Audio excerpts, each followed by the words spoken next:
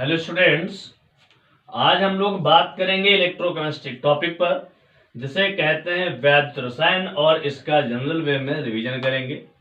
हमने आपसे कहा आज हम इस चैप्टर को पढ़ने से पहले कुछ बेसिक चीजों पर डिस्कशन करेंगे, जैसे आपने देखा ऑक्सीडेशन और रिडक्शन। सबसे बड़ा पॉइंट ये ऑक्सीडेशन है क्या, तो इसकी इलेक्ट्रॉनिक कॉन्सेप्ट पढ़ेंगे कि इलेक्ट्रॉन के डोनेट करने की टेंडेंसी है। किसी एलिमेंट्स के इलेक्ट्रॉन के डोनेट करने की टेंडेंसी क्या कहलाती है? ऑक्सीडेशन। जैसे आपने सोडियम देखा, इलेक्ट्रॉन डोनेट हुआ, तो जितने इलेक्ट्रॉन डोनेट होते उतने उस पर क्या जाते हैं? Positive charge. बात समझ आ रही है? तो इलेक्ट्रॉन यहां पर डोनेट हो रहा है, तो डोनेट करने की क्या हो गई टेंडेंसी जो है, ये क्या कहलाती है? आपकी ऑक्सीडेशन। अदरवाइज दूसरे कॉन्सेप्ट में बात करें, जैसे आपने यहां मैग्नीशियम देखा, 2 इलेक्ट्रॉन डोनेट हुए, तो मैग्नीशियम पर कितने चार्ज आ गए? डबल चार्ज पॉजिटिव के। तो ये भी क्या हो रहा है? आपका ऑक्सीडेशन। और रिडक्शन का मीन्स होता है कि इलेक्ट्रॉन के गेन करने की टेंडेंसी। किसी एलिमेंट्स द्वारा अगर इलेक्ट्रॉन गेन किया जा रहा है, तो गेन करने की जो टेंडेंसी है उसे क्या कहेंगे हम लोग? रिडक्शन। ठीक है, देखिए ये लिखा Cl क्लोरीन इलेक्ट्रॉन एक्सेप्ट किया, तो इस पर कौन सा चार्ज आ गया? Negative charge. मतलब इलेक्ट्रॉन डोनेट करने पर आपका पॉजिटिव चार्ज आता है, और इलेक्ट्रॉन गेन करने पर कौन सा चार्ज आता है? आपका नेगेटिव चार्ज। बात समझ में आ गई? ये हमारे पास इलेक्ट्रॉनिक कॉन्सेप्ट था, जिसके बेस पर हम क्या कर सकते हैं? ऑक्सीडेशन और रिडक्शन को पहचान सकते हैं।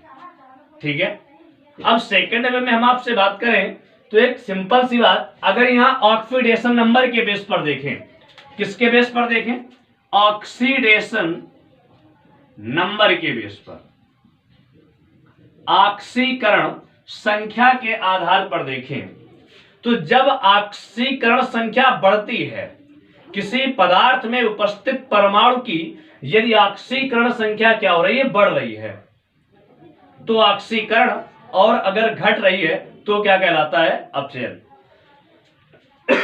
हम आपको बताते हैं कि किसी परमाणु पर कोई आपका एटम हो, या मॉलिक्यूल हो, या कंपाउंड हो, परमाणु हो, अणु हो, या यौगिक हो, इनकी जो ऑक्सीडेशन नंबर होती है वो क्या होती है? आपकी 0 होती है। बात समझ में आ गई? तो यहां पर देखिए सोडियम एटम है, कितनी हुई इसकी? 0। यहां पर अगर कोई आयन होता है, तो आयन के ऊपर जितने पॉजिटिव चार्ज होते हैं या जितने निगेटिव चार्ज होते हैं, तो उनके ऊपर जितने पॉजिटिव चार्ज हैं या जितने निगेटिव चार्ज, तो वही उसकी ऑक्सीडेशन नंबर होते हैं। तो यहां पर 0 है सोडियम पर, और यहां पर कितना है? प्लस का 1। तो पॉजिटिव चार्ज क्या हो रहा है? आपका इंक्रीज हो रहा है। तो इंक्रीज होने पर क्या होगा? आपका ऑक्सीडेशन। यहां पर 0 से कितना हो रहा है? 2, तो इस पर भी क्या होगा? ऑक्सीडेशन। लेकिन यहां पर बात करें तो क्लोरीन पर ऑक्सीडेशन नंबर 0 है, और यहां पर कितना है? माइनस का 1। तो 0 से क्या हो रहा है? आपका -1, दैट मीन्स घट रहा है। तो घटने पर क्या हो रहा होगा? आपका रिडक्शन। घटने पर क्या होता है? आपका रिडक्शन। तो हमने यहां से 2 कॉन्सेप्ट के बेस पर सबसे पहले जाना कि ऑक्सीडेशन क्या है और रिडक्शन क्या है, ऑक्सीकरण किसे कहते हैं और अपचयन किसे कहते हैं। क्लियर? आइए आगे देखिए।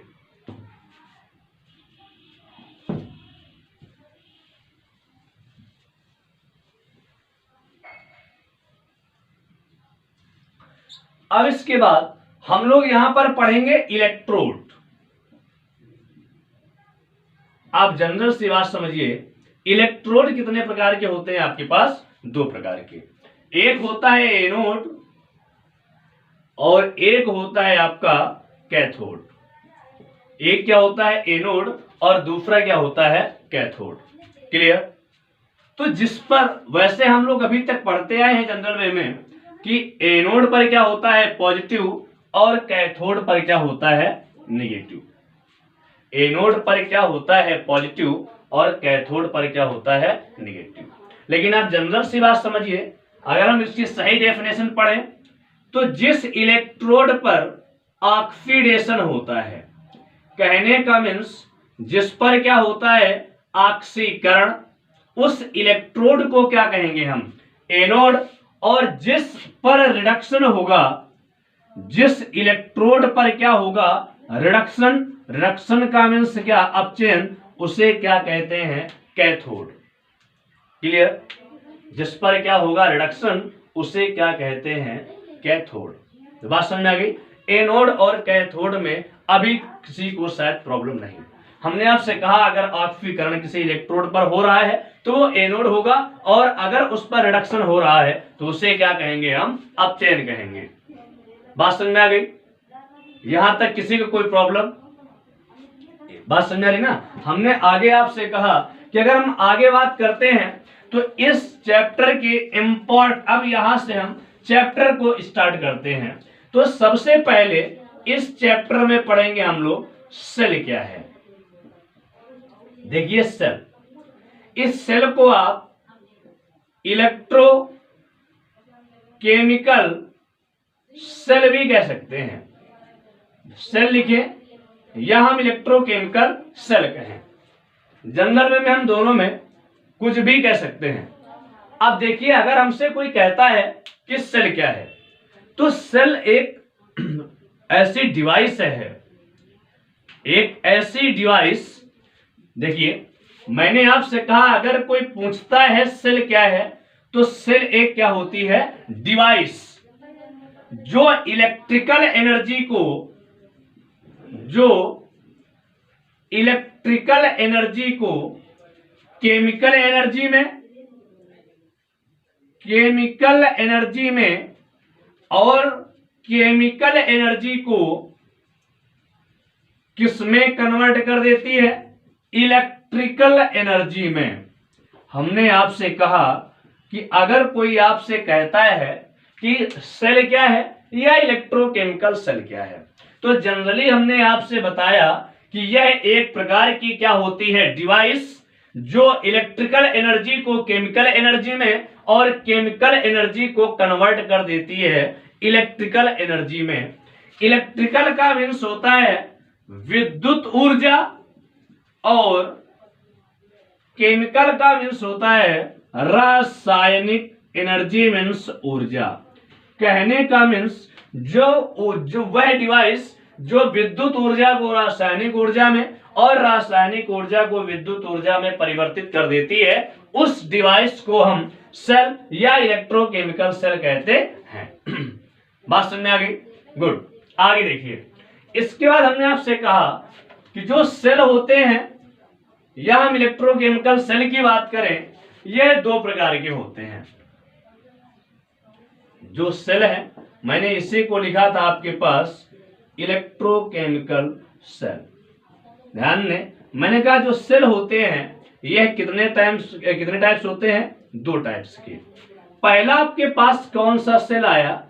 विद्युत अपघटनी सेल। क्लियर?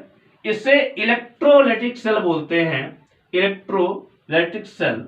और दूसरा हुआ आपके पास गैल्वेनिक सेल, इसे गैल्वेनिक सेल कहते हैं। क्या कहते हैं? Galvanic cell. बात समझ में आ रही है? क्या कहते हैं हम? Galvanic cell. बात समझ में आ रही है? इसका दूसरा नाम होता है वोल्टीय सेल। कौन सा सेल? वोल्टीय सेल। तो हमने कहा कि इस रासायनिक सेल की खोज गैल्वेनी और वोल्टा ने की थी, इसलिए उन्हीं के नाम पर बोल दिया गया गैल्वेनी सेल और वोल्टीय सेल। इसे रासायनिक सेल भी कहते हैं। क्या कहते हैं? रासायनिक सेल। मेरी बात समझ आ गई? तो हम सबसे पहले इन सेल में स्टडी करेंगे किसके विषय में? आप यहां पर जनरली दोनों सेल में थोड़ा सा देख लीजिए कि डिफरेंस क्या है, दोनों सेल हैं क्या। वैसे डिस्कशन करना है गैल्वेनिक सेल में तो थोड़ी देर के लिए समझ लीजिए, डिफरेंस समझ में आ जाएगा। ठीक है?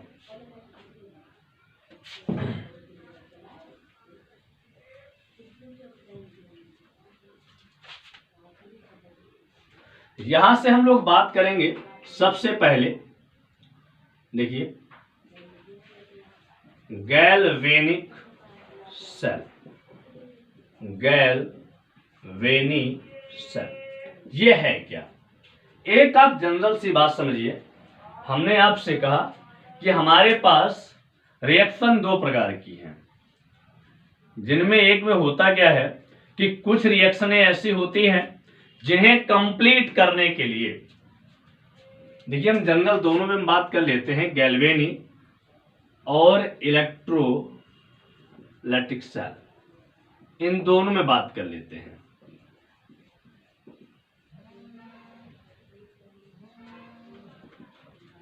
इन दोनों में बात कर लेते हैं। एक कहने का मीन्स कि अगर कोई हमसे पूछता है कि गैल्वेनिक सेल क्या है और इलेक्ट्रोलाइटिक सेल क्या है, तो आप एक छोटी सी बात समझिए, हमारे पास रिएक्शन जो होती हैं वो दो तरह से कंप्लीट हो सकती हैं। पहला क्या कॉन्सेप्ट है कि कोई अगर रिएक्शन हो रही है तो उसको कंप्लीट करने के लिए हमें एनर्जी कहां से देनी पड़ती है? एक्सटर्नल सोर्स से। एक्सटर्नल का मीन्स होता है बाहरी स्रोत से।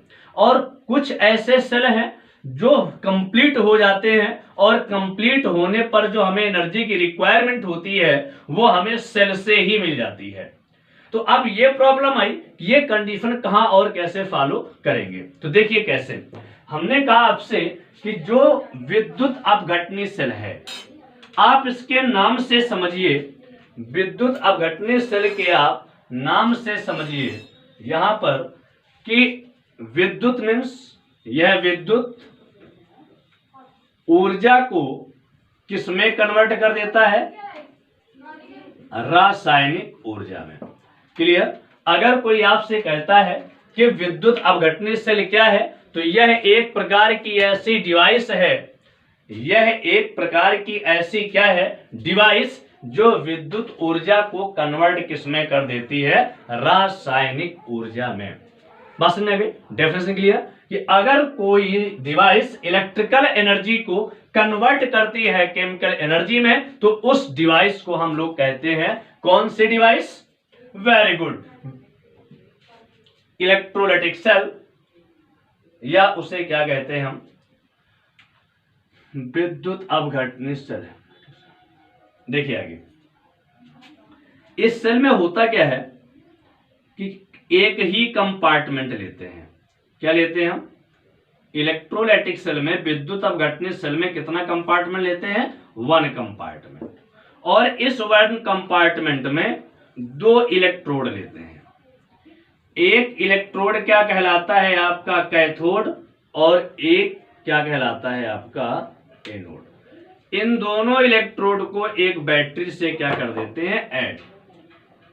ठीक? जो एनोड होता है इसको बैटरी के पॉजिटिव सिरे से और कैथोड को बैटरी के नेगेटिव सिरे से क्या कर देते हैं? भर देते हैं, सॉरी जोड़ देते हैं, और इसमें एक इलेक्ट्रोलाइटिक सॉल्यूशन भर देते हैं, विद्युत अपघट्य पदार्थ, विद्युत अपघट्य पदार्थ, इलेक्ट्रोलाइट सब्सटेंस का विलयन भर देते हैं, का विलयन। ठीक है? अब मेरी बात समझना, मैं क्या कह रहा हूं आपसे। मैंने कहा कि जो इलेक्ट्रोलाइटिक सेल है, जो विद्युत अपघटनी सेल है, ये करता क्या है कि विद्युत ऊर्जा को किसमें कन्वर्ट कर देता है? रासायनिक ऊर्जा में। अब अगर कोई आपसे कहता है कि इस सेल को हम कैसे समझेंगे, कैसे पहचानेंगे, तो मैंने आपसे कहा इस सेल में कितना कंपार्टमेंट होता है? One compartment. और इसमें एक तरफ क्या जोड़ देते हैं? एनोड, और दूसरी तरफ क्या जोड़ देते हैं? आपका कैथोड। इसमें दोनों इलेक्ट्रोड को एक बैटरी से जोड़ देते हैं, जिस पर क्या लगा होता है? प्लस, और यहां पर क्या लगा होता है? माइनस। बात समझ आ रही है? तो अब आप एक बात समझिए कि मान लो यहां पर 2 मिनट के लिए, हम आपको समझाने की बात कर रहे हैं कि मान लीजिए 2 मिनट के लिए हम इसमें H2O भर दें, तो क्या ये H2O अपने आप आयन में टूटेगा? क्या ये H प्लस और OH माइनस में ब्रेक होगा? इलेक्ट्रोड डालने मात्र से नहीं होगा, जब तक आप इस बैटरी से क्या नहीं फ्लो करेंगे? करंट। बात समझ आ रही है? मतलब किसी रिएक्शन को कंप्लीट करने के लिए हमें किसकी रिक्वायरमेंट है? एनर्जी की। और वो एनर्जी हमें कहां से मिलेगी? एक्सटर्नल सोर्स, बैटरी से। बात समझ आ रही है? तो हम कह सकते हैं कि जो इलेक्ट्रोलाइट सेल होते हैं, जो विद्युत अपघटनी सेल होते हैं, इसमें किसी केमिकल रिएक्शन को कंप्लीट होने के लिए जो एक्सटर्नल एनर्जी की आवश्यकता होती है, रिक्वायरमेंट होती है, वो हमें कहां से मिलती है? एक्सटर्नल सोर्स से, बाह्य स्रोत से। क्लियर? इसमें एनोड कैसा होता है? पॉजिटिव, और कैथोड कैसा होता है? नेगेटिव। मैंने आपसे बोला कि एनोड कैथोड की डेफिनेशन पहले बोली, तो एनोड पर कौन सी प्रोसेस होती है? ऑक्सीडेशन या रिडक्शन। तो क्या बोलेंगे आप? ऑक्सीडेशन। Very good. और कैथोड पर क्या होता है? रिडक्शन। बात समझ में आ गई? ये हम जनरल बात कर रहे थे एक विद्युत अपघटनी सेल की। ठीक है? इसकी जो प्रोसेस है, अभी हम आगे सेल को एक्सप्लेन करेंगे और डीपली इस पे स्टडी करेंगे कि इलेक्ट्रोलाइट सेल क्या है और उसकी प्रॉपर्टीज पे भी स्टडी करेंगे। आपका जनरल इंट्रोडक्शन था, वो आपकी समझ में आ गया होगा। अब आइए हम लोग बात करते हैं गैल्वेनी सेल पर। देखिए, very most important topic, Galvani cell. अब प्रॉब्लम आई, ये गैल्वेनिक सेल है क्या? तो आप इसको एक जनरल सी बात समझ लीजिए कि इसे हम केमिकल सेल भी कहते हैं, रासायनिक सेल। इसकी जो डिस्कवरी थी, जो खोज थी, वो वोल्टा नामक वैज्ञानिक ने और गैल्वेनी नामक साइंटिस्ट या वैज्ञानिक ने किया था। इसी वजह से इसे वोल्टी है और गैल्वेनिक सेल कहते हैं। क्लियर? अब इसमें समझने के लिए क्या करेंगे? जस्ट उसका अपोजिट, यह एक ऐसा सेल है जो केमिकल एनर्जी को कन्वर्ट किसमें करता है? बताइए आप, बोलिए। केमिकल एनर्जी को कन्वर्ट किसमें करता है? इलेक्ट्रिकल एनर्जी में। किसमें कन्वर्ट करता है? केमिकल एनर्जी को कन्वर्ट करता है इलेक्ट्रिकल एनर्जी में। मतलब रासायनिक ऊर्जा को परिवर्तित करता है यह विद्युत ऊर्जा में। बात समझ आ रही है? अब गैल्वेनिक सेल के विषय में हम स्टडी करें तो आप बात समझिए, हमने यहां पर कितने कंपार्टमेंट लिए? 2 कंपार्टमेंट। ये 2 कंपार्टमेंट ले लिए। इन दोनों कंपार्टमेंट में आप पूरी तरह से देखिए, समझिए। मैंने कहा कि हम कितने कंपार्टमेंट ले लेते हैं? 2 कंपार्टमेंट। और इन दोनों कंपार्टमेंट में देखिए एक एक रॉड डाल देते हैं, मेटल रॉड। ये भी मेटल रॉड और ये भी मेटल रॉड, ये भी मेटल रॉड और ये भी मेटल रॉड। बात समझ में आ रही है? एक मिनट।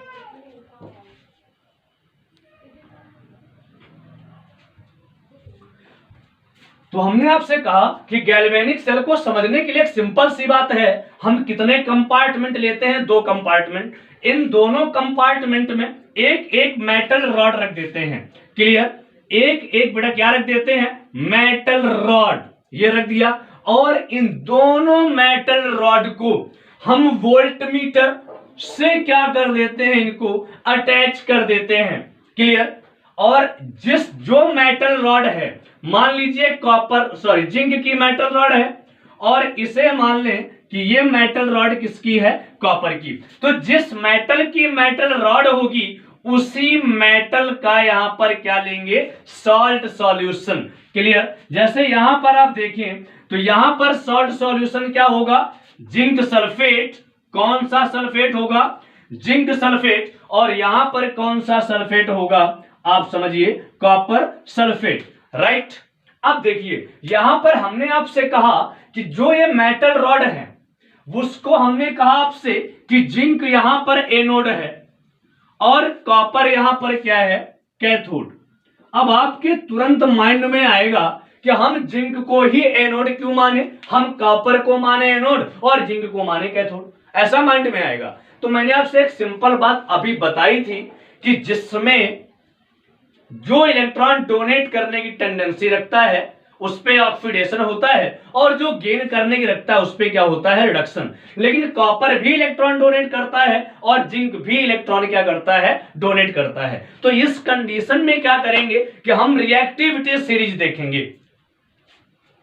अभी इसी चैप्टर में हम लोग पढ़ेंगे आगे इलेक्ट्रोकेमिकल सीरीज। वहां पर जो हाइड्रोजन से जो मेटल ऊपर, जो एलिमेंट ऊपर, वो वर्ग किसका करता है? एनोड का। और जो कहां होता है नीचे, वो वर्ग किसका करता है? कैथोड का।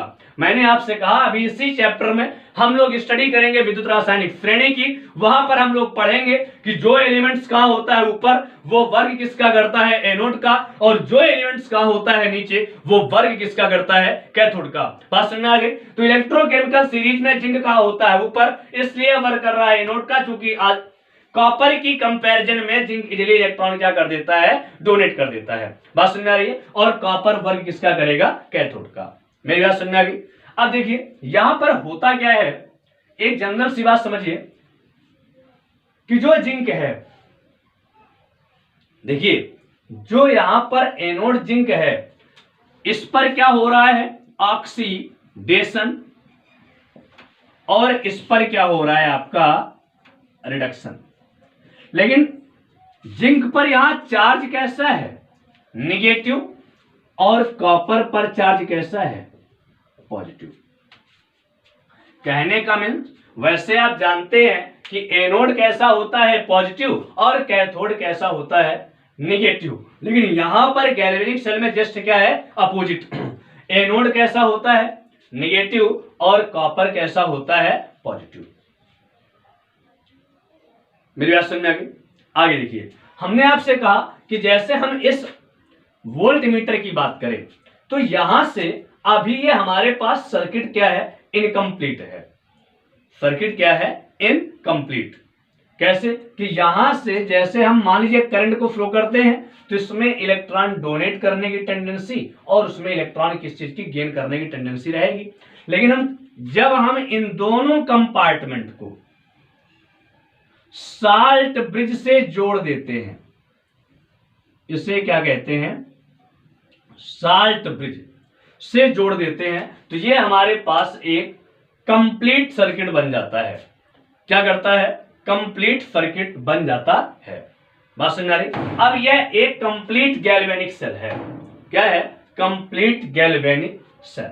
मेरी बात समझ आ गई। तो हम इसमें कितने कंपार्टमेंट लेते हैं, 2 कंपार्टमेंट। एक कंपार्टमेंट में किसको रखते हैं, एनोड को, दूसरे में किसको रखते हैं, कैथोड को। इन दोनों को जोड़ते हैं किससे, हम अमीटर से। किससे जोड़ देते हैं, अमीटर से। और क्या करते हैं, इनमें जो मेटल रॉड उसी क्या भर देते हैं, सॉल्यूशन। जब यहां से क्या करते हैं, करंट को फ्लो करते हैं, तो हम देखते हैं कि एनोड पर क्या हो रहा है, ऑक्सीडेशन, और कैथोड पर क्या हो रहा है, आपका रिडक्शन।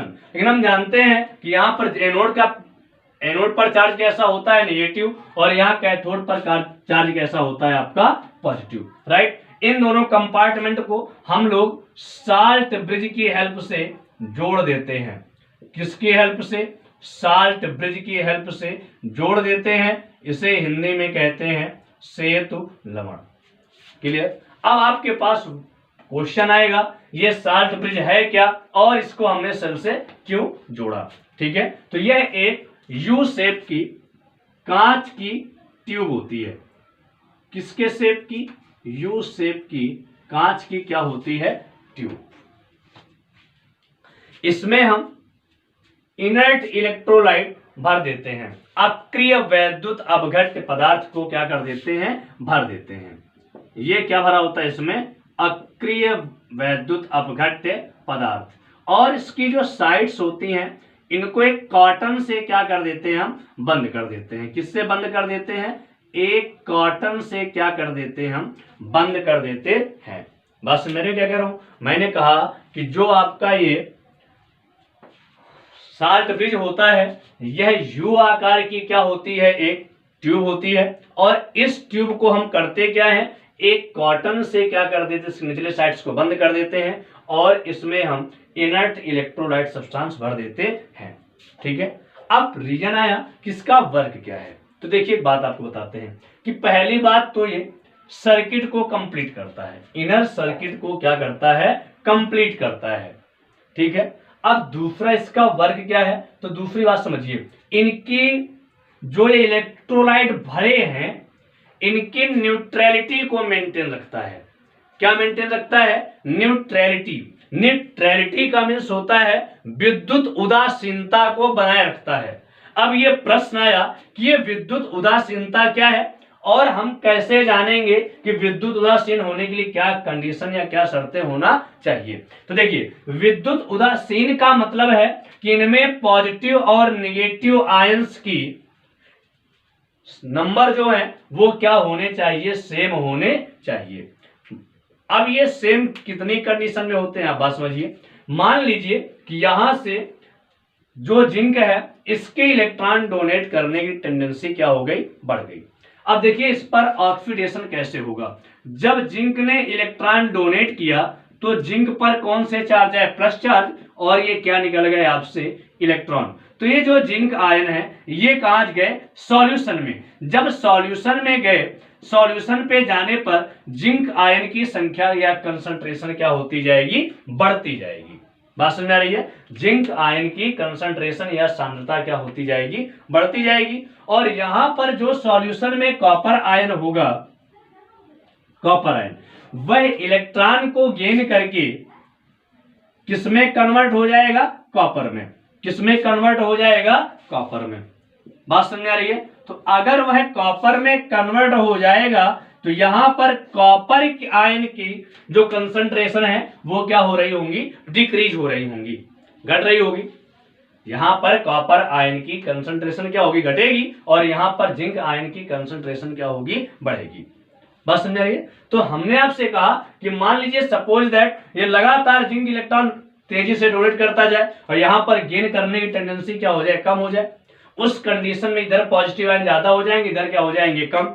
तो न्यूट्रलिटी क्या हो गई, उदासीनता क्या हो गई, टूट गई। उदासीनता, न्यूट्रलिटी नहीं मेंटेन रह पाई। तो उस समय जिस इलेक्ट्रॉन की आवश्यकता जो होती है वो कंप्लीट करता है कौन, साल्ट ब्रिज। ये यहां से इलेक्ट्रॉन या निगेटिव आयंस को डोनेट करेगा और इधर जो पॉजिटिव आयंस उनको क्या करेगा, कम, या इधर पॉजिटिव आयंस के नंबर को क्या करेगा, इंक्रीज करेगा। मेरी बात समझ में आ गई, क्लियर। और इस न्यूट्रलिटी को मेंटेन रखने का दूसरा कारण और भी है कि दोनों तरफ जो करंट फ्लो दोनों तरफ जो आयंस के फ्लो होने की दर है वो सेम होनी चाहिए। क्या होनी चाहिए, सेम होनी चाहिए। तो इस तरह से कोई भी जो इलेक्ट्रोलाइट सब्सटेंस हैं ये कैसे बने रहते हैं, न्यूट्रल या उदासीन। तो आपके माइंड में दो क्वेश्चन मैंने अभी डिक्लेयर किए, या आपको मैंने स्टडी कराया या आपको समझाया कि अगर आपसे कोई पूछता है कि इनर्ट इलेक्ट्रोलाइट क्या है, ठीक है, तो जो क्रिया ना करे ऐसे वैद्युत अपघट्य पदार्थ को इनर्ट इलेक्ट्रोलाइट कहते हैं, पहला पॉइंट। दूसरा, ये साल्ट ब्रिज क्या है, तो साल्ट ब्रिज एक यू आकार की कांच की क्या होती है, नली। इसके अंदर क्या भरा होता है, वैद्युत अपघट्य पदार्थ, और जनरली साथ में जिलेटिन लेकर वर्क कराते हैं, जिलेटिन उसमें मिला देते हैं। और इस दोनों जो यू आकार की सेब है उसके दोनों साइड्स होती हैं उनको कॉटन से क्या कर देते हैं, बंद, जिसके वजह से जो ट्यूब बनी यही हमारी कहलाती है साल्ट ब्रिज। अब इसका कार्य क्या है, तो इसके दो कार्य हैं। पहला कार्य इनर सर्किट को कंप्लीट करना, और दूसरा कार्य जो हमारे पास इलेक्ट्रोलाइट सॉल्यूशन है उनकी न्यूट्रलिटी को क्या करना, मेंटेन करना। मेरी बात समझ में आ गई। तो यहां से आज हम लोग डिस्कशन कर चुके किस पर, गैल्वेनिक सेल पर और इनर्ट इलेक्ट्रोलाइट पर, क्लियर। अब हम लोग अगली बात करेंगे, देखिए 2 मिनट के लिए।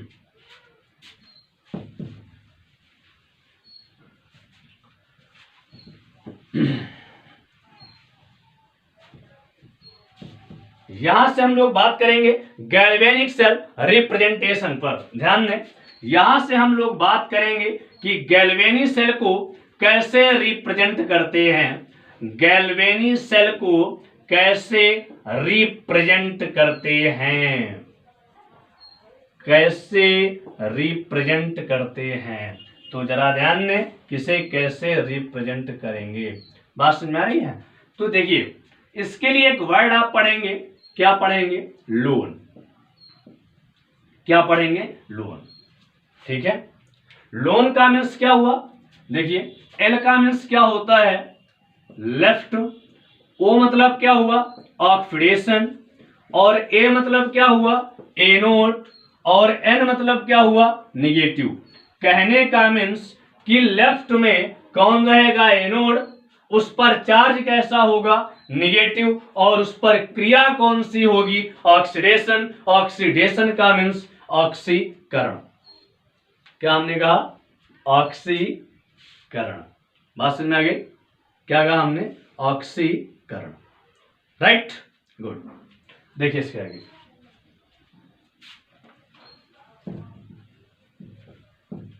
इसके रिप्रेजेंट करने का एक सिंपल तरीका है, और उसको पढ़ने से पहले थोड़ी चीजें और जान लें।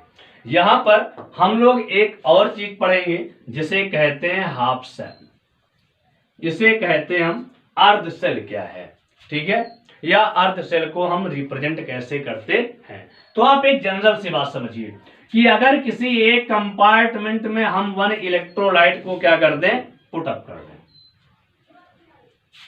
भर दें, और उस पर एक इलेक्ट्रोड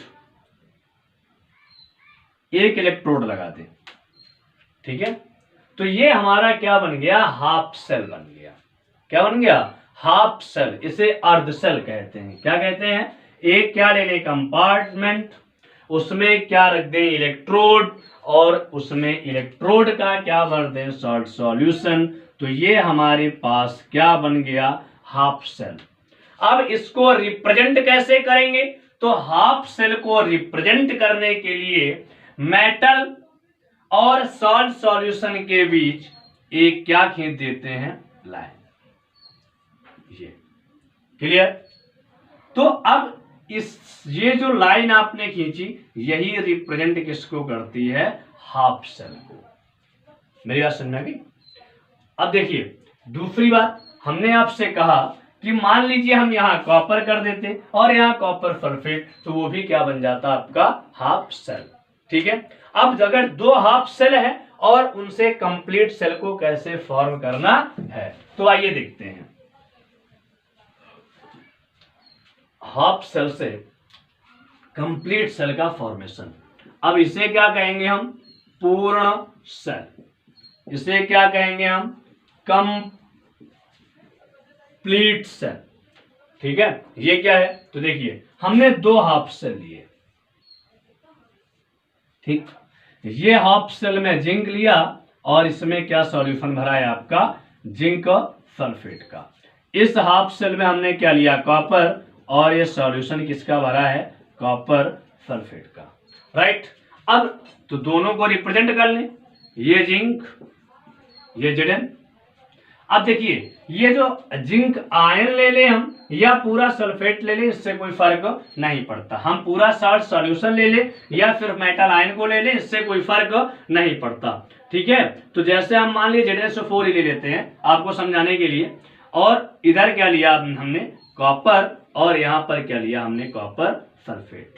तो ये 2 हाफ सेल हो गए हमारे पास। अब इनसे हमें कंप्लीट सेल का क्या करना है, फॉर्मेशन। तो आप अभी सोचिए गैल्वेनिक सेल में दोनों कंपार्टमेंट को के सॉल्ट सॉल्यूशन किससे जोड़ रहे थे आप, साल्ट ब्रिज से। तो यहां साल्ट ब्रिज को रिप्रेजेंट करता है क्या, ये 2 लाइन। ये जो अगर आप इस तरह से लाइन खींच दें तो ये किसको रिप्रेजेंट करती हैं, सॉल्ट सॉल्यूशन को, सॉरी सॉल्ट ब्रिज को रिप्रेजेंट करती हैं। अब आप ये सोचेंगे कि जैसे लिखा है Zn और ZnSO4, ऐसे इसको पुट अप कर देंगे, तो नहीं, यहां पर सॉल्ट ब्रिज किसको जोड़ रहा है, सॉल्यूशन को। तो इधर किसको रखेंगे हम, सॉल्यूशन को, और ये क्या होगा आपका, कॉपर। तो इन दोनों सॉल्यूशन में हमने किसको जोड़ा, साल्ट ब्रिज को, और ये फॉर्मेशन हुआ हमारे पास एक कंप्लीट किसका, सेल का। बात समझ में आ रही है, किसका फॉर्मेशन हुआ, कंप्लीट सेल का। अब एक जनरल सी बात आप कह सकते हैं कि यहां पर ये सॉलिड और ये क्या होता है, एक क्यू, जली विलियन, सॉलिड और ये क्या होता है, एक क्यू, सॉलिड और ये क्या होता है, एक क्यू, और ये क्या हुआ आपका, सॉलिड। बात समझ में आ रही है, राइट। तो यहां तक क्लियर हुआ कि अगर हम किसी सॉल्यूशन, विलियन और मेटल रॉड के बीच एक सीधी रेखा खींच देते हैं तो हाफ सेल होता है, और 2 हाफ सेल को जोड़ने के लिए हम डबल लाइंस का यूज करते हैं, जो क्या कहलाती हैं आपकी, साल्ट ब्रिज। क्लियर। अब देखिए इसको हम और कैसे रिप्रेजेंट कर सकते हैं, देखिए इसे हम और कैसे रिप्रेजेंट कर सकते हैं।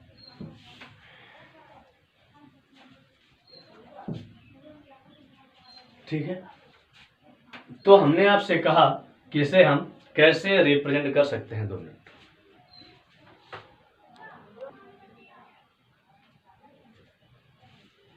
अब हम लोग बात कर रहे थे किसी गैल्वेनिक सेल के पूर्ण किसी गैल्वेनिक सेल के रिप्रेजेंटेशन की बात, कैसे गैल्वेनिक सेल को रिप्रेजेंट करते हैं। अब मान लीजिए वहां पर गैल्वेनिक सेल में कोई ऐसा इलेक्ट्रोड यूज किया जाए जो अगर सॉलिड स्टेट में है तो कोई दिक्कत नहीं, आसानी से हम लोग गैल्वेनिक सेल को रिप्रेजेंट कर सकते हैं। लेकिन हम जानते हैं किसी लिक्विड मतलब द्रव अवस्था का और किसी गैस का इलेक्ट्रोड बनाया जाना संभव नहीं है। तो हम उस समय जब कोई गैसीय अवस्था में हो या द्रव अवस्था में हो तो उस समय इलेक्ट्रोड को बनाने के लिए, रिप्रेजेंट करने के लिए हम किसी अक्रिय धातु का प्रयोग करते हैं, जैसे प्लेटिनम। किसकी बात करते हैं? प्लेटिनम की बात करते हैं और इसे कॉमा लगाकर रिप्रेजेंट करते हैं। बात समझ आ गई? अब देखिए हम यहां पर क्या करेंगे, हमारे पास कुछ रिएक्शंस होंगी, उनके द्वारा हम net cell reaction, net cell charge और गैल्वेनिक सेल रिप्रेजेंटेशन को शो करेंगे।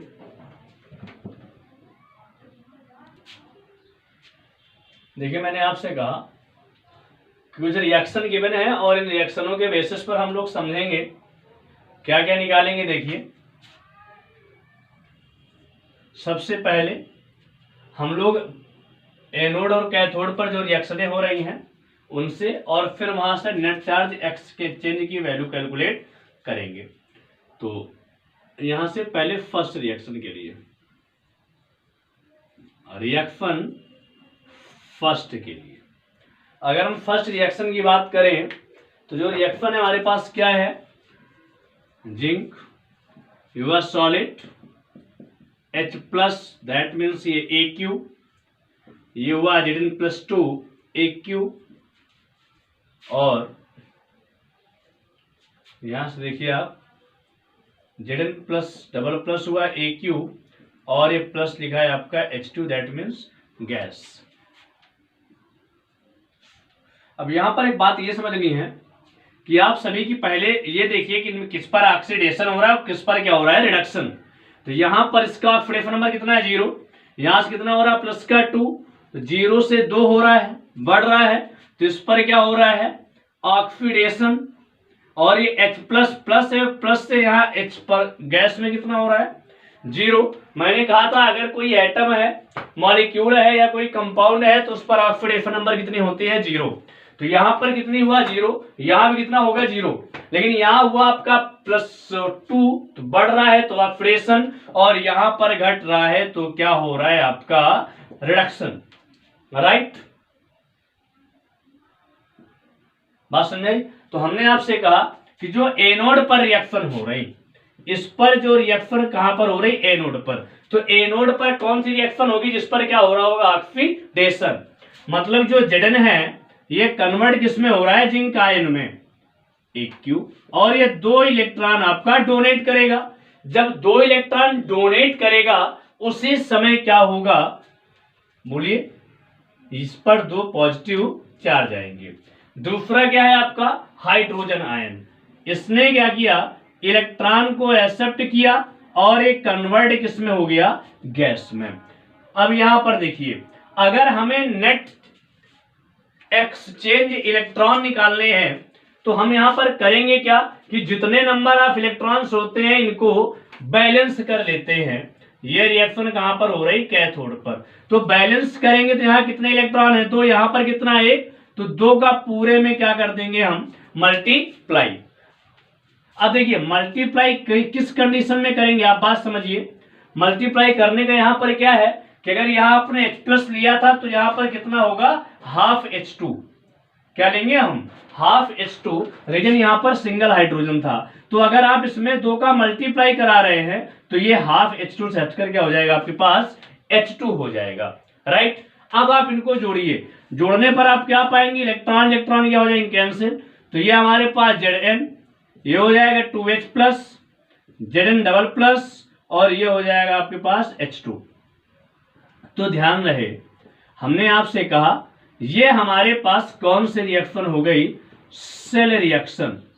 कौन सी रिएक्शन हो गई, सेल रिएक्शन। और यहां से एक्सचेंज इलेक्ट्रॉन कितने पे हमारे पास, नेट एक्सचेंज जो इलेक्ट्रॉन है वो हमारे पास कितने हो गए, 2। क्योंकि यहां पर कितने इलेक्ट्रॉन थे, 2 थे। तो कहने का मीन्स किसी भी गैल्वेनिक रिएक्शन में हमें 2 चीजों को याद रखना बहुत ही जरूरी है। अब ये हमारे पास सेल रिएक्शन हो गई। अगर इस सेल रिएक्शन से हमसे कहा जाए कि आप सेल का निर्माण कीजिए, किसका निर्माण कीजिए, सेल को, गैल्वेनिक सेल को आप रिप्रेजेंट कीजिए, तो हमने क्या कहा कि ये जिंक है, जिंक आयन में कन्वर्ट हो रहा था, तो इस एनोड ऑक्सीडेशन हो रहा तो एनोड पर होगा। एनोड को कहा लिखते हैं, लेफ्ट में, तो ये लिखा जिंक और ये लिखा हमने जिंक आयन। और हमने कहा अगर हमें हाफ सेल को रिप्रेजेंट करना है तो एक ऊर्ध्वाधर क्या खींच देते हैं, लाइन, ठीक है, वर्टिकल लाइन। और यहां पर ये दो लाइन क्या रिप्रेजेंट करती हैं, साल्ट ब्रिज को। दूसरा क्या हुआ हमारे पास, ये हाइड्रोजन आयन 2H+ और ये किसमें कन्वर्ट हुआ, गैस में। अब मैंने अभी आपसे कहा कि किसी भी गैस का इलेक्ट्रोड बनाया नहीं जा सकता, तो उस कंडीशन में क्या करेंगे हम, इधर क्या लगा देंगे, क्या लिख देंगे हम, पीटी। क्या लिख देंगे, पीटी, जिससे ये क्लियर हो जाएगा कि जो हमारे पास हाइड्रोजन था वो इलेक्ट्रोड का वर्क नहीं कर रहा, मतलब इलेक्ट्रोड उसका नहीं बनाया जा सकता हाइड्रोजन गैस का। तो यहां पर इनर्ट मेटल लिया जिसे क्या कहते हैं, प्लेटिनम, और उसकी हेल्प से हमने इलेक्ट्रोड बनाया। बात समझ में आ गई, किसी को कोई प्रॉब्लम नहीं, गुड। अब देखिए अगर हम लोग बात करें सेकेंड रिएक्शन की, सेकेंड रिएक्शन की अगर हम लोग बात करें तो देखिए यहां पर सेकेंड रिएक्शन क्या हमारे पास, आपने देखा जिंक, सेकेंड रिएक्शन ये लिखा हुआ है zinc, copper ion, zinc ion, और लिखा है आपका copper, solid equals solid, sorry equals, और ये सॉलिड। देखिए यहां पर कितना है ऑक्सीडेशन नंबर 0, यहां पर कितना हो रहा है +2, मतलब यहां पर क्या हो रहा है, इंक्रीज हो रहा है ऑक्सीडेशन नंबर, मतलब इस पर क्या हो रहा है आपका ऑक्सीडेशन। यहां पर 0 से सॉरी +2 से कितना हो रहा है, 0, मतलब घट रहा है, तो यहां पर क्या हो रहा है, रिडक्शन। तो एनोड पर कौन सी रिएक्शन होगी, ऑक्सीडेशन की, तो क्या हो जाएगा, जिंक इलेक्ट्रॉन डोनेट करेगा, डबल+ आ जाएगा, राइट ये। और कैथोड पर कौन सी रिएक्शन होगी, कॉपर आयन इलेक्ट्रॉन को एक्सेप्ट करेगा और इलेक्ट्रॉन एक्सेप्ट करके कन्वर्ट किसमें हो जाएगा, कॉपर में। अब अगर यहां से हम सेल रिएक्शन निकालें तो इन दोनों क्या कर देंगे, जोड़ देंगे। उसके पहले नेट एक्सचेंज इलेक्ट्रॉन निकालेंगे, तो नेट एक्सचेंज इलेक्ट्रॉन की बात करें तो यहां भी 2 इलेक्ट्रॉन और यहां भी कितने इलेक्ट्रॉन, 2 सेम है, तो हमारे पास नेट एक्सचेंज इलेक्ट्रॉन कितने आ गए, 2 इलेक्ट्रॉन, राइट। और जो सेल रिएक्शन होगी हो जाएगी zinc, copper ion, zinc ion, और ये क्या हुआ आपका कॉपर, क्लियर। तो इस रिएक्शन को हम लोग क्या कहते हैं, नेट सेल रिएक्शन। इसको यदि हमें रिप्रेजेंट करना है तो ये जिंक लिया मेटल और ये जिंक आयन, इनके बीच क्या कर देंगे, हमें वर्टिकल लाइन खींच देंगे और इन दोनों सॉल्यूशन को साल्ट ब्रिज से क्या करेंगे, हम लोग ऐड कर देंगे, क्लियर, बात समझ में आ गई। तो हमने आपसे कहा कि ये रिप्रेजेंटेशन किसका हो गया, सेल का, गैल्वेनिक सेल रिप्रेजेंटेशन, क्लियर। तो आप एक सिंपल सी बात यहां पर समझ लीजिए कि अगर हमें रिप्रेजेंट करना है किसी सेल को तो हमें सबसे पहले हमें एनोड पर रिएक्शन मालूम होना चाहिए, कैथोड पर रिएक्शन मालूम होना चाहिए, वहां से नेट एक्सचेंज इलेक्ट्रॉन निकालना मालूम होना चाहिए, और फिर उस रिएक्शन को ऐड करके हम नेट सेल रिएक्शन वहां से कैलकुलेट कर सकते हैं। और जब नेट सेल रिएक्शन हमें मालूम चल जाएगी तो वहां आसानी से हम लोग क्या कर लेंगे, गैल्वेनिक सेल को रिप्रेजेंट कर लेंगे। Last and third and last reaction, जरा इस पर आप लोग को बताना है क्या करेंगे, तो चलिए बताइए। यहां पर क्या है आपका कॉपर, वेरी गुड। यहां पर क्या है आपका कॉपर आयन, वेरी गुड। तो इसकी ऑक्सीडेशन नंबर कितनी होगी, 0, वेरी गुड। क्यों होगी, क्योंकि कॉपर क्या है, एटम, गुड। तो यहां पर 0 से कितना हो रहा है आपका +2, क्या हो रहा है यहां पे, इंक्रीज या, वेरी गुड। तो इस पर कौन सा प्रोसेस होगा, वेरी गुड, ऑक्सीडेशन। इसे क्या कहेंगे हम लोग, ऑक्सीकरण। यहां पर सिल्वर में कितना चार्ज है, वेरी गुड, +1। तो इसमें क्या हो रहा है, यहां से 0 हो रहा है, इंक्रीज हो रहा है कि डिक्रीज हो रहा है, गुड। तो क्या होगा, रिडक्शन, वेरी गुड। तो यहां पर क्या हुआ आपका, ये रिडक्शन। तो ये रिएक्शन कहां पर होगी, एनोड पर, गुड। तो एनोड पर लिखेंगे तो क्या हो जाएगा, Cu plus 2 electron. Very good बेटे। और यहां पर क्या होगा, कहां पर होगी, कैथोड पर। गुड। Ag प्लस लिया, इलेक्ट्रॉन गेन किया और Ag सॉलिड में कन्वर्ट हो गया। Very good. तो नेट एक्सचेंज इलेक्ट्रॉन निकालने के लिए क्या करेंगे, इसमें हम 2 का मल्टीप्लाई, क्योंकि यहां कितने इलेक्ट्रॉन, 2, यहां कितना सिंगल, 2 का क्या कर देंगे आप, मल्टीप्लाई। Very good. मल्टीप्लाई करने पर क्या होगा, इलेक्ट्रॉन इलेक्ट्रॉन क्या हो जाएंगे यहां से कैंसिल। तो जो हमारे पास नेट सेल रिएक्शन होगी वो क्या हो जाएगी, कॉपर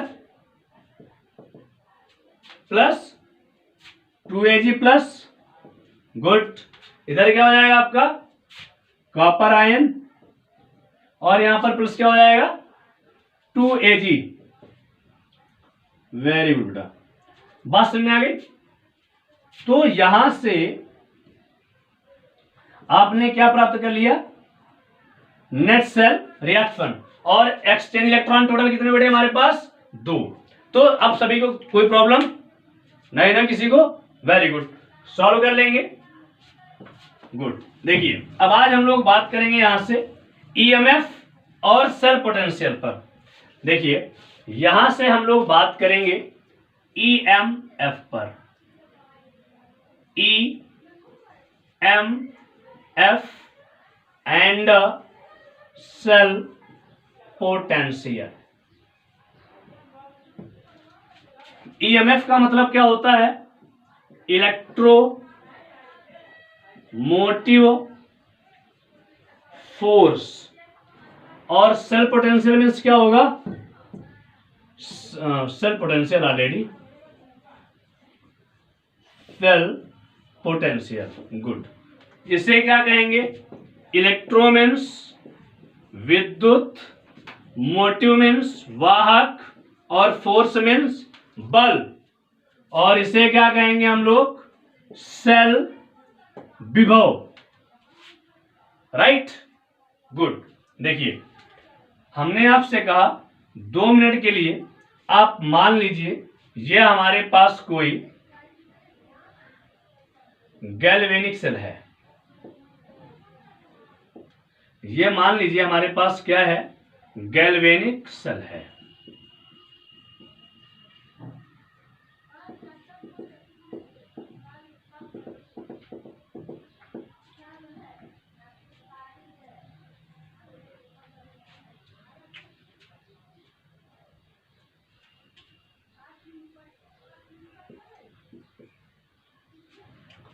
क्लियर।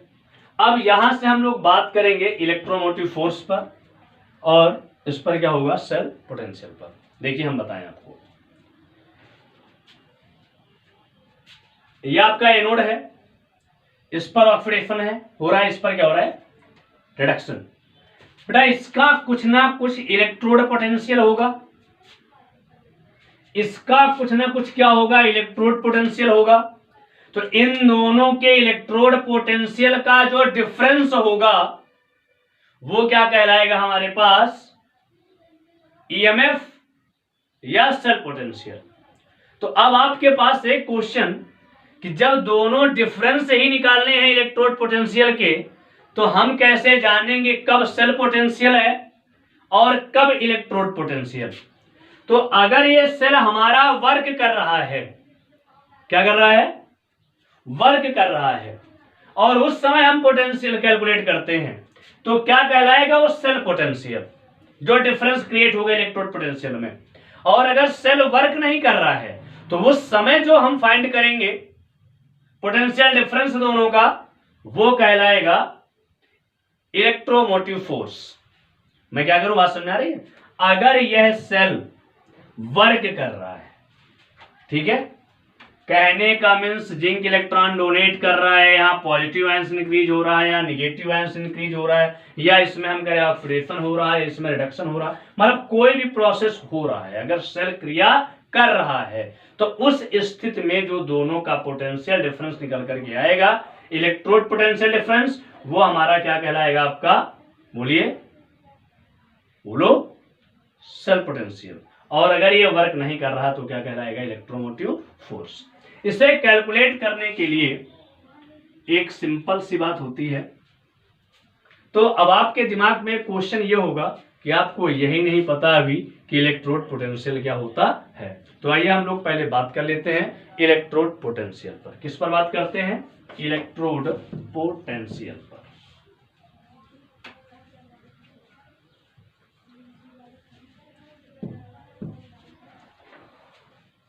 देखिए, हम लोग बात करेंगे आज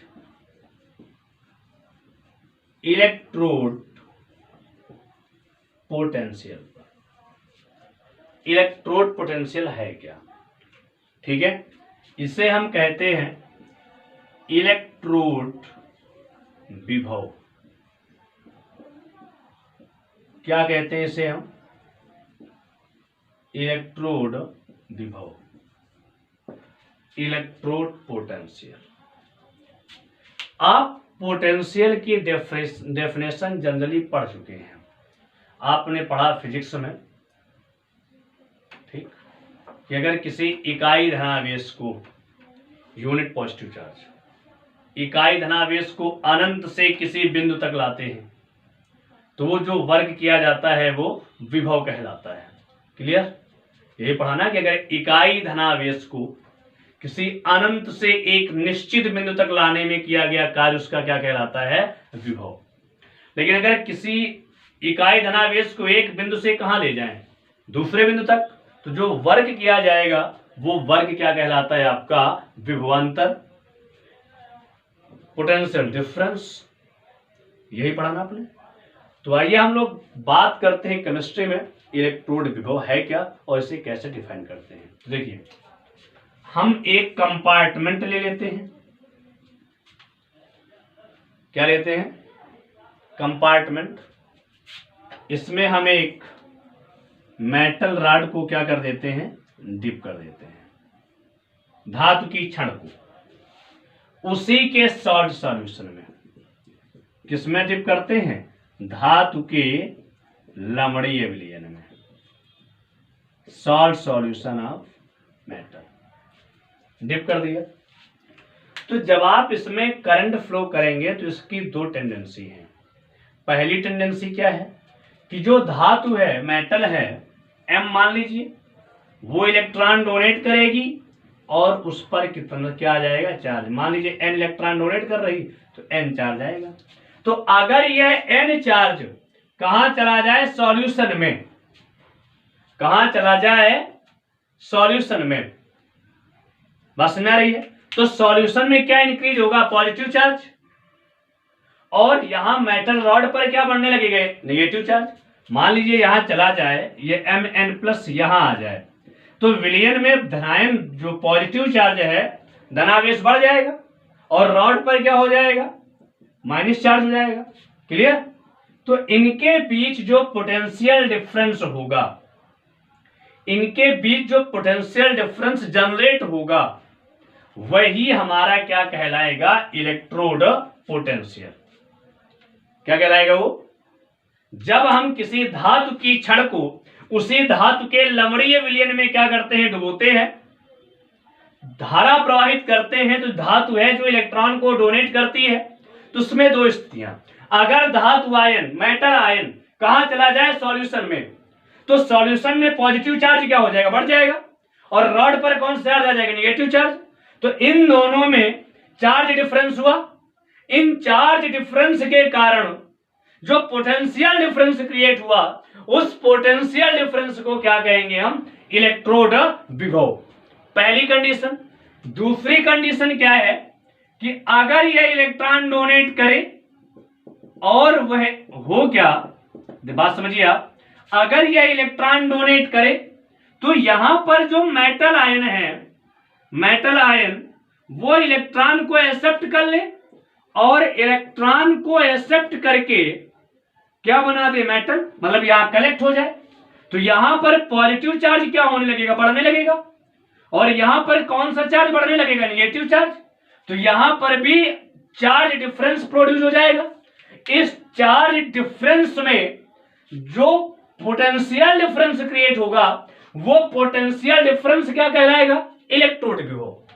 हमने आपसे कहा कि जब हम किसी धातु की छड़ को किसी धातु के लवणीय विलयन में डुबोते हैं और धारा प्रवाहित करते हैं तो दो स्थितियां बनती हैं, या तो इलेक्ट्रॉन त्याग करने पर जो धातु आयन बना वो विलयन में चला जाता है, तो विलयन में पॉजिटिव चार्ज बढ़ जाता है और धातु पर नेगेटिव चार्ज आ जाता है, जिससे पोटेंशियल डिफरेंस क्रिएट होता है, उससे हम इलेक्ट्रोड पोटेंशियल कहते हैं।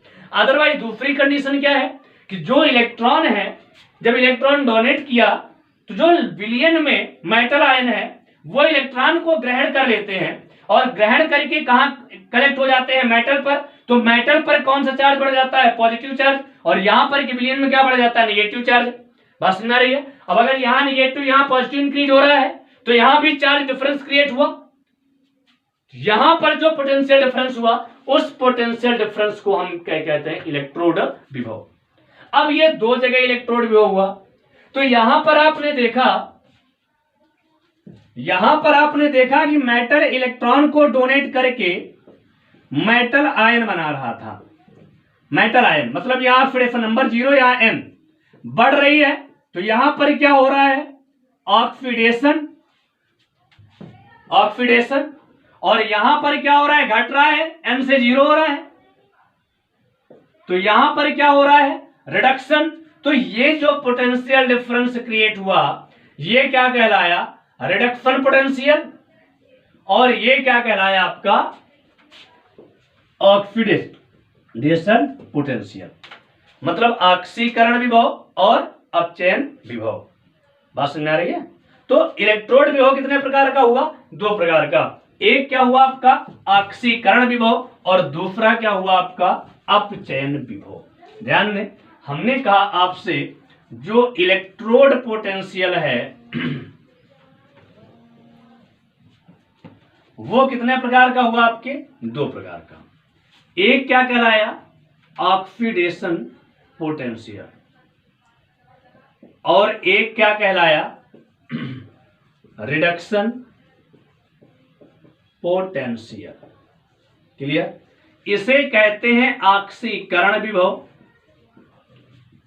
और इसे क्या कहते हैं हम, अपचयन विभव। एक बात मैं और बता दूं कि इलेक्ट्रोड विभव को नोट किससे करते, रिप्रेजेंट किससे करते हैं, ई से। किससे रिप्रेजेंट करते हैं, ई से। बात समझ में आ रही है? इलेक्ट्रोड विभव को रिप्रेजेंट करते हैं हम ई से, राइट। तो यहां पर अगर हम बात करें ऑक्सीडेशन पोटेंशियल की, तो पोटेंशियल तो है, तो हमने क्या लिखा, ई, और यहां साइड में क्या लिख दिया, ऑक्सी। इससे क्या हुआ, ऑक्सीडेशन पोटेंशियल। यहां पर भी क्या लिखा हमने, ई, और यहां पर क्या लिख दिया, RED, तो क्या हुआ, रिडक्शन पोटेंशियल। दूसरा तरीका इनको रिप्रेजेंट करने का है, ये लिखा हमने ई। आप जरा ध्यान दीजिएगा, धातु की छड़ ली थी आपने m, गुड, उसने इलेक्ट्रॉन डोनेट करने पर क्या आया था, उसके ऊपर चार्ज आया था N+, मतलब यहां पर m धातु थी, इलेक्ट्रॉन डोनेट होकर क्या बन रहा था, Mn+, मतलब 0 से क्या हो रहा था, N+। देखिए आपको बताया था मैंने, ये ऑक्सीडेशन पर ये कंडीशन होती है, m से क्या बन रहा है, Mn+। तो अगर E के सफिक्स में m और ये क्या लगा दें, Mn+, तो इसका मतलब होगा 0 से N+ बढ़ रहा ऑक्सीडेशन, मतलब इसे ऑक्सीडेशन पोटेंशियल कहते हैं। और यहां पर E लिखा हमने, यहां पर देखा आपने Mn+ इलेक्ट्रॉन को एक्सेप्ट करके क्या बना रहा है, M, तो यहां पर M से 0 हो रहा है, तो यहां पर Mn+ और ये क्या हो जाएगा, M, तो यहां पर घट रहा है, तो ये अपचयन, और ये क्या होगा, ऑक्सीकरण विभव। तो हमारे कहने का मीन्स ऑक्सीकरण विभव और अपचयन विभव को रिप्रेजेंट करने के हमारे पास कितने तरीके हैं, दो, ऐसे भी, ऐसे भी, ऐसे भी और ऐसे भी। तो ये था आपका क्या, इलेक्ट्रोड विभव। अब जो हम इलेक्ट्रोड विभव, बात समझ आ गई, रफ कर दें, देख लीजिए, ठीक है, गुड। अब देखिए, अब जो रिप्रेजेंट करने की बात है, हमने आपसे कहा कि यहां पर हमारे पास कोई भी विलयन हो, कोई भी सॉल्यूशन हो, मान रखा इलेक्ट्रोड पोटेंशियल उसका निकल आया, कोई कंडीशंस नहीं है, तो हमने कह दिया इलेक्ट्रोड पोटेंशियल हो गया। लेकिन अगर इलेक्ट्रोड पोटेंशियल निकालते समय कंडीशन लगाते हैं कि उस समय टेम्परेचर कितना हो, 25 डिग्री, जो सॉल्ट सॉल्यूशन लिया उसकी कंसंट्रेशन कितनी हो, 1 मोलर, उस समय प्रेशर कितना हो 1 बार। मेरी बात समझा रही, मैं क्या कह रहा हूं, at a 25 degree centigrade temperature कितना हो 25 डिग्री सेंटीग्रेड ताप, दाब कितना हो 1 बार प्रेशर, दाब कितना हो 1 बार या 1 atm भी लगभग लिख सकते हैं 1 बार, और धातु आयन की सांद्रता, धातु आयन की क्या सांद्रता, मतलब जो विलयन है उसकी जो धातु है उसकी जो सांद्रता है वो कितनी हो 1 मोलर, 1 मोलर। अगर ये 3 कंडीशन है और इन कंडीशन पर किसी इलेक्ट्रोड का इलेक्ट्रोड पोटेंशियल कैलकुलेट कर रहे हैं तो उस इलेक्ट्रोड पोटेंशियल को हम कहेंगे स्टैंडर्ड इलेक्ट्रोड पोटेंशियल। क्या कहेंगे हम, स्टैंडर्ड इलेक्ट्रोड पोटेंशियल, मानक इलेक्ट्रोड विभव। क्या कहेंगे हम, मानक इलेक्ट्रोड विभव। हमने आपसे कहा कि अगर हमारे पास किसी इलेक्ट्रोड का इलेक्ट्रोड पोटेंशियल फाइंड करना है और जब फाइंड कर रहे हैं उस समय टेम्परेचर कितना है 25 डिग्री, प्रेशर कितना है 1 बार, धातु आयन की कंसंट्रेशन कितनी है 1 मोलर, तो उस समय जो इलेक्ट्रोड पोटेंशियल कैलकुलेट करेंगे उस इलेक्ट्रोड पोटेंशियल को क्या कहेंगे हम, स्टैंडर्ड इलेक्ट्रोड पोटेंशियल। अब इसे रिप्रेजेंट करते हैं, प्रदर्शित कैसे करते हैं, तो ई के ऊपर ये 0 या नॉट लगा देते हैं, इससे हम इसे क्या करते हैं, रिप्रेजेंट करते हैं। बात समझ आ रही है, क्लियर, एनी प्रॉब्लम, गुड। तो हम क्या कह सकते हैं कि 25 डिग्री सेंटीग्रेड ताप पर 1 बार दाब पर 1 मोलर सांद्रता वाले विलयन में ज्ञात किया गया धातु का इलेक्ट्रोड विभव मानक इलेक्ट्रोड विभव कहलाता है। अब ये मानक इलेक्ट्रोड विभव भी कितने प्रकार का होता है, 2 प्रकार का। जो मानक इलेक्ट्रोड विभव है वो भी कितने प्रकार का हुआ, 2 प्रकार का। एक क्या हो जाएगा आपका मानक ऑक्सीकरण विभव और एक क्या हो जाएगा मानक अपचयन विभव। एक क्या हो जाएगा मानक ऑक्सीकरण विभव और दूसरा क्या हो जाएगा मानक अपचयन विभव। ठीक, तो यहां पर E0 लिख देंगे और ऑक्सीकरण विभव के लिए हमने आपसे कहा था आप OXI लिख दीजिए और यहां पर E0 लिख कर क्या लिख दीजिए RE डिडक्शन, या हमने आपसे कहा था E लिख करके MN प्लस लिख दीजिए और या यहां पर क्या लिख दीजिए M और यहां पर क्या हो जाएगा N प्लस से क्या हो जाएगा M। तो ऐसे हम क्या कर सकते हैं, इनको रिप्रेजेंट कर सकते हैं। बात समझ आ गई, किसी कोई प्रॉब्लम? कल के लेक्चर में हम लोग डिस्कशन करेंगे इसके बाद कैसे हम सेल्फ पोटेंशियल और EMF को कैलकुलेट करेंगे, इस विषय में चर्चा हम लोग करेंगे।